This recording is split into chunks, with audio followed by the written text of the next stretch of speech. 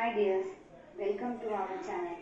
Today we will discuss about the first standard English prose Two Gentlemen of Varona, author A.G. Cronin. In the story about love, devotion, sacrifice, sincerity and maturity described by two little boys in their actions to save the life of their sister who suffers from tuberculosis of the spine. Read the story to find out how their actions give a new hope for humanity. இந்த கதையில் அன்பு, பக்தி, தியாகம், நேர்மை, முதிர்ச்சி போன்றவை ரெண்டு சின்ன பசங்க மற்றும் அவங்களோட சகோதரி எப்படி முதுகெலும்பின் காச நோயால் துன்பப்படலாம் அப்படிங்கிறத பற்றி பார்க்க போகிறோம். வாங்க பார்க்கலாம்.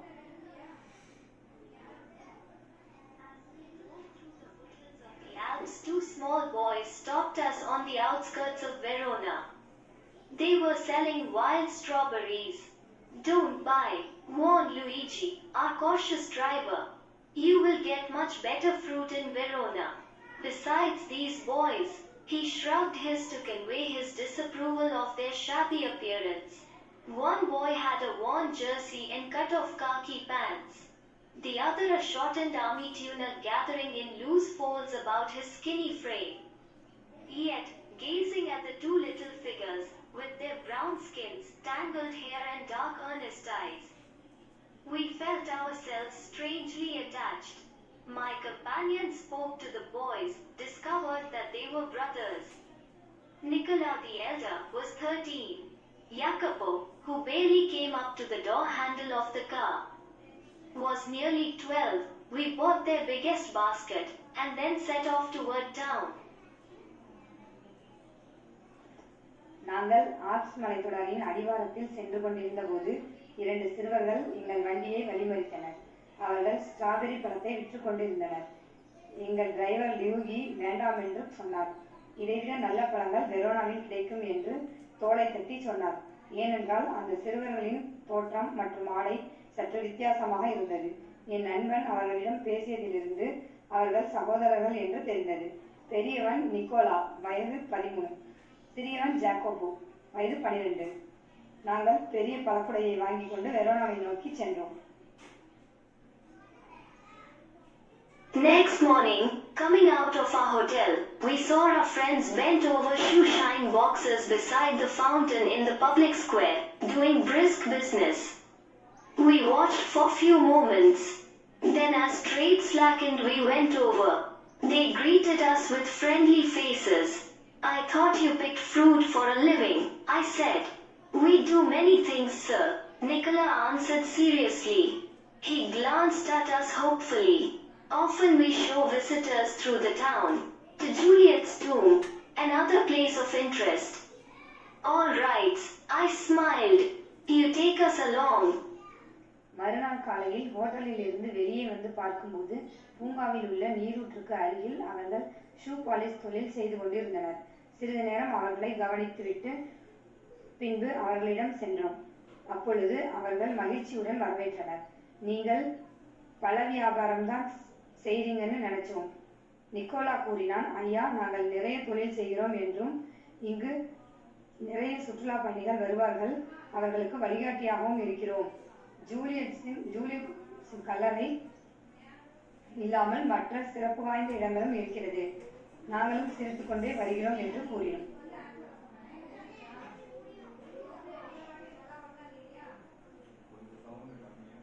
As we made the rounds, my interest was again provoked by their remarkable demeanor. They were childish enough and in many ways quite artless. Jacopo was lively as a squirrel. Nicola's smile was steady and engaging. Yet in both these was a seriousness which was far beyond their years. In the week which followed we saw them frequently, for they proved extremely useful to us. If we wanted a pack of American cigarettes, a seat for the opera or the name of good restaurant, Nicola and Jacopo could be relied upon to satisfy our needs. What struck one most was their willingness to work. During these summer days, under the hot sun, they shined shoes, solid fruit, hawked newspaper, conducted tourists round the town and ran errands.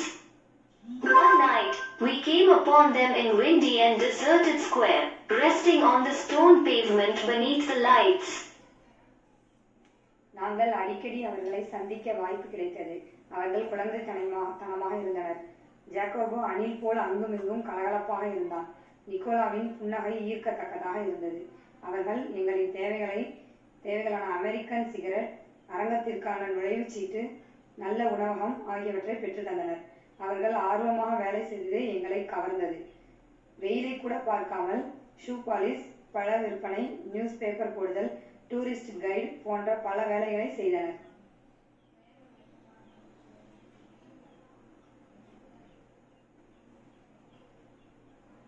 Nicola sat upright, tired. A bundle of unsold newspapers lay at his feet. Jacopo, his head resting upon his brother's shoulder, was asleep. It was nearly midnight. Why are you out so late? Nicola, waiting for the last bus from Padua. We shall sell all our papers when it comes in. Must you work so hard? You both look rather tired. We are not complaining, sir. But next morning, when I went over to the foundation to have my shoes shined, I said, Nicola, the way you and Jacopo work, you must earn quite a bit. You spend nothing on clothes. You eat little enough. When I see you have meal, it's usually black break and figs. Tell me, what do you do with your money? He colored deeply under his sunburn and then grew pale. He looked to ground. ஒரு நாள் இரவு நாங்கள் வெளியே நடந்து வந்து கொண்டிருந்த போது Nicolas சோர்வாக இருந்தான். அவன் காலடியில் விற்காத நியூஸ் பேப்பர் பண்டல் இருந்தது. ஜாக்கோபோ அவன் அண்ணனின் தோளில் படுத்திருந்த போது நேரம் நள்ளிரவை நெருங்கியது. அவனிடம் நாங்கள் ஏன் இவ்வளவு தாமதம் என்று கேட்டபோது, படுவாவிலிருந்து வரும் பேருந்தில் நியூஸ் பேப்பர் விற்பதற்காக காத்து இருக்கிறோம். நீங்கள் மிகவும் கடினமாக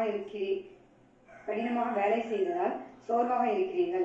அதற்கு சிறுவர்கள், நாங்கள் சோர்வாக இல்லை என்றனர். மறுநாள் காலையில் நாங்கள் ஷூ பாலிஷ் செய்ய சென்றபோது அவர்களிடம், நீங்கள் நிறைய சம்பாதிக்கிறீர்கள், ஆனால் உணவிற்கோ ஆடைக்கோ செலவழிப்பதில்லை. நீங்கள் கருநிற ரொட்டியும் அத்திப்பழத்தை மட்டும் சாப்பிடுகிறீர்கள். சொல்லுங்கள், உங்கள் பணத்தை என்ன செய்வீர்கள்? Saving up to emigrate to America, I suggested. He looked at me sideways, spoke with an effort.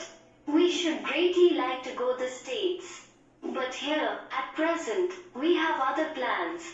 What plans? He smiled uncomfortably. Just plans, sir, he answered in low voice. Well, I said, we're leaving on Monday. Is there anything I can do for you before we go? Nicola shook his head. But suddenly Jacopo said, Sir, he burst out, every Sunday we make a visit to the country, to Polenta, 30 kilometers from here. Usually we hire bicycles, but tomorrow, since you are so kind, you might send us in your car. நான் அவர்களிடம் அமெரிக்காவுக்கு குடிபெயருங்கள் என்று கூறியபோது அவர்கள் வேறு திட்டம் உள்ளது என்று கூறினார்கள். நான் என்ன திட்டம் என்று கேட்டபோது அதற்கு சிரித்து மழுப்பினர். சரி என்றேன். வரும் திங்களன்று புறப்பட உள்ளோம். உங்களுக்கு என்னிடம் ஏதேனும் தேவை உள்ளதா என்று கேட்டபோது நிக்கோலா தலை குனிந்தான். ஜாக்கோபோ உடனே, ஒவ்வொரு ஞாயிறும் பொலிட்டா மலை கிராமத்துக்கு செல்வோம். அந்த ஊர் இங்கிருந்து 30 கிலோமீட்டர் தொலைவில் உள்ளது. எப்பொழுதும் வாடகை சைக்கிளில் தான் செல்வோம். இந்த முறை உங்கள் காரை தர முடியுமா என்று கேட்டனர்.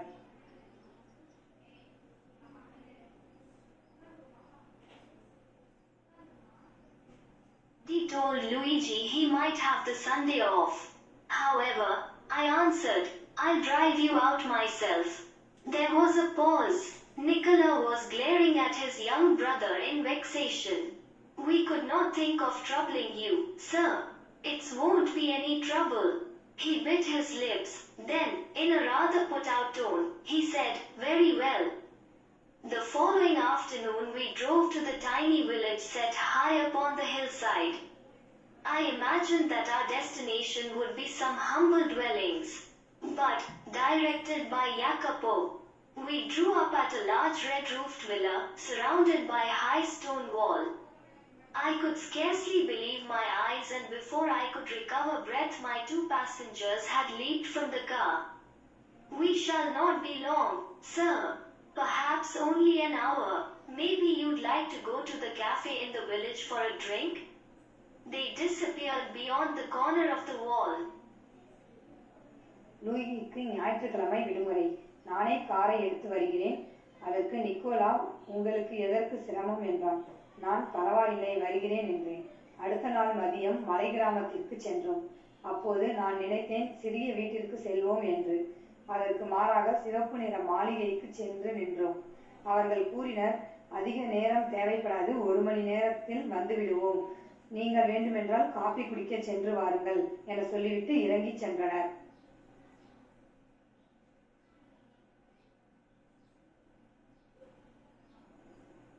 After a few minutes I followed. I found a grilled side entrance and determinedly rang the bell. A pleasant spectacles appeared. I blinked as I saw that she was dressed in the white uniform of a trained nurse. I just brought 2 small boys here. Ah, yes, her face lit up. She opened the door to admit me. Nicola and Jacopo, I will take you up. She led me through a cool, tiled vestibule into the hospital, for hospital the villa had become. At the door of a little cubicle the nurse paused, put her finger to her lips, and with a smile bade me look through the glass partition. சில நிமிடத்திற்கு பின் பக்க நுழைவாயிலில் சென்று மணி அடித்தேன். அங்கு nurse ஒருவரை கண்டபோது, இங்கு 2 பையன்களுடன் வந்தேன். ஆமாம் என்று கூறி கதவை திறந்து விட்டார். உள்ளே சென்றபோது மருத்துவமனை போன்று இருந்தது. நர்ஸ் அமைதியாக வாருங்கள் என்று கூறி அவர்கள் இருவரும் இருந்த இடத்திற்கு அழைத்து சென்றார். 2 boys were seated at the bedside of a girl of about 20 who, propped up on pillows, wearing a pretty lace jacket, was listening to their chatter, her eyes soft and tender. One could see at a glance her resemblance to her brothers. A vase of wildflowers stood on her table, beside a dish of fruit and several books. "Won't you go in?" the nurse murmured. "Lucia will be pleased to see you." I shook my head and turned away. I felt I could not bear to intrude upon this happy family party. But at the foot of the staircase I drew up and begged her to tell me she knew about these boys. She was eager to do so. They were, she explained, quite alone in the world, except for this sister. Lucia, their father, a widower, a well-known singer, had been killed in the early part of the war. அவர்கள் இருவரும் சுமார் 20 வயது உள்ள பெண்ணின் படுக்கைக்கு அருகில் அமர்ந்து இருந்ததை கண்டேன். அவள் பார்ப்பதற்கு அழகாக இருந்தாள். அவர்களிடம் சகோதர ஒற்றுமையை பார்க்க முடிந்தது. நர்ஸ், நீ உள்ளே போக மாட்டாயா என்று முணுமுணுத்தார். லூசியா உங்களை பார்த்தால் மகிழ்ச்சி அடைவாள் என்றார். நான் தலையாட்டிவிட்டு திரும்பி அந்த மகிழ்ச்சியான குடும்பத்தில் ஊடுருவ விரும்பவில்லை. ஆனால் அவர்களை பற்றி அறிய விரும்பி நர்ஸிடம் கேட்டேன். நர்ஸும் ஆர்வமாக கூறத் தொடங்கினார். லூசியாவுக்கு அப்பா மட்டும்தான். அவர் ஒரு பிரபல பாடகர், போரில் கொல்லப்பட்டார். Shortly afterward, a bomb had destroyed their home and thrown the 3 children into the streets. They had always known a comfortable and cultured life. Lucia had herself been training as a singer, and they had suffered horribly from near starvation and exposure to the cold winter. For months they had barely kept themselves alive in a sort of shelter they built with their own hands amidst the rubble. For 3 years the Germans ruled the city. The boys grew to hate the Germans. When the resistance movement began secretly to form, they were among the first to join.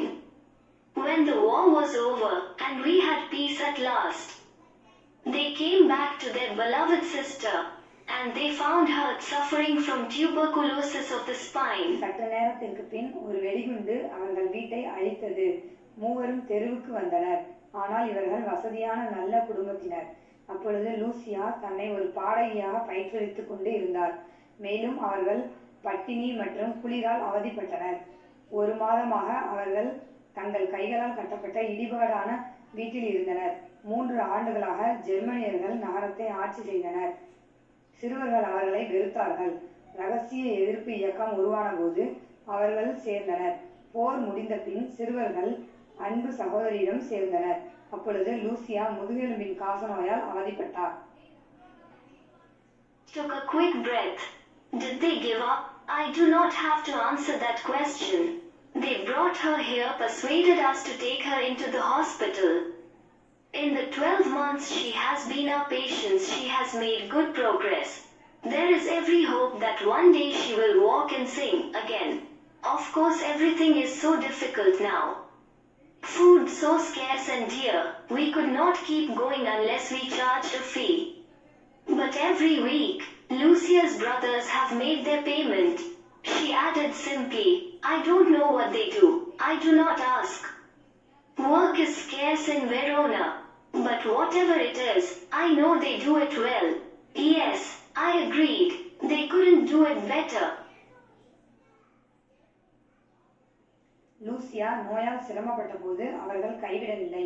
அவளை மருத்துவமனையில் 12 மாதங்களாக வைத்து பராமரித்து வந்து கொண்டிருந்தார்கள். அவளது உடல்நிலை நல்ல முன்னேற்றம் அடைந்தது. ஒரு நாள் அவள் முன்பு போல் நடப்பாள், பாடுவாள், நம்புகிறோம். தற்போது மருத்துவமனையின் நிலை பற்றாக்குறையாக உள்ளதால் பணம் வசூலிக்கப்படுகிறது. லூசியாவின் சகோதரர்கள் அவளின் மருத்துவ செலவை பார்த்துக் கொள்கிறார்கள் என்று நர்ஸ் என்னிடம் கூறினார். Outside until the boys rejoined me, and then drove them back to the city. They sat beside me, not speaking. For my part, I did not say a word. I knew they would prefer to feel that they had safely kept their secret. Yet their devotion had touched me deeply. War had not broken their spirit. Their selfless action brought a new nobility to human life, gave promise of a greater hope for human society. நான் மருத்துவமனையிலிருந்து வெளியேறினேன். பின்பு சிறுவர்கள் காருக்கு வந்து சேர்ந்தனர். காரை ஓட்டிக்கொண்டு வெரோனாவுக்கு வந்தோம். ரகசியம் அறிந்ததை அவர்களிடம் காட்டிக்கொள்ளவில்லை. அவர்களும் அவர்களை பற்றி எதுவும் கூறவில்லை. அவர்களின் பக்தி என்னை ஆழமாக தொட்டது. போர் அவர்களின் மனதை உடைக்கவில்லை. அவர்களின் தன்னலமற்ற நடவடிக்கை மனித வாழ்க்கைக்கு ஒரு புதிய பரிமாணத்தை கொண்டு வந்தது. இதுவே மனித சமுதாயத்திற்கு அதிக நம்பிக்கையை அளிக்கிறது. About the author Archibald Joseph Cronin, 1896 to 1981, was a Scottish novelist, dramatist and physician. A doctor by training, Cronin was one of the most renowned storytellers of the 20th century. Many of his stories have emerged from his medical career and are noted for their narrative skill. Deep social conscience and finely drawn characters. Cronin's books were not only bestsellers, but some of them, such as The Citadel and The Keys of the Kingdom, were made into successful films and were adapted for radio and television. His novella Country Doctor was adapted for a long-running BBC radio and TV series. Archibald Joseph Cronin, 1896-1981. இவர் Scotland நாவலாசிரியர், நாடக ஆசிரியர் மற்றும் மருத்துவர். இவரது நாவலில் பெரும்பாலான மருத்துவம் சம்பந்தமான கதைகளே இருக்கும். இவரது படைப்பில் The Citadel and The Keys of the Kingdom போன்றவை வெற்றிகரமாக ரேடியோ மற்றும் டிவியில் ஒளிபரப்பானது. இவரது கண்ட்ரி டாக்டர் என்னும் நாவல் பிபிசி ரேடியோவிலும் டிவி சீரியலுக்காகவும். Thank you so much watching our channel. Please subscribe our channel and click the bell button for our next video.